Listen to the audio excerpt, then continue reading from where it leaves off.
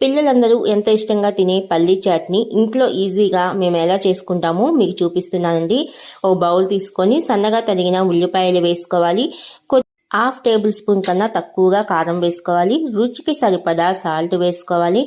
ధనియాల పొడి half table spoon కన్నా తక్కువగా వేసుకోవాలండి. నేను తీసుకునే క్వాంటిటీకి చెప్తున్నాను మీకు. చిన్న స్పూన్తో హాఫ్ టేబుల్ స్పూన్ ఆయిల్ వేసుకోవాలి. ఇప్పుడు ఉల్లిపాయలకి ఈ మిశ్రమం అంతా పట్టేలాగా చేత్తోనే కలిపేసుకోవాలండి. స్పూన్తో కాదు, చేత్తో కలుపుకుంటే మనకి బాగా కలుస్తుంది.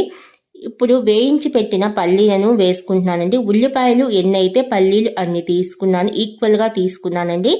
పల్లీలకు కూడా ఉల్లిపాయ మిశ్రమం అంతా బాగా పట్టేలాగా చేత్తోనే కలిపేసుకోవాలి. ఇలా కలుపుకున్నాక నేను 1 టేబుల్ స్పూన్ నిమ్మరసం పిండుకున్నానండి.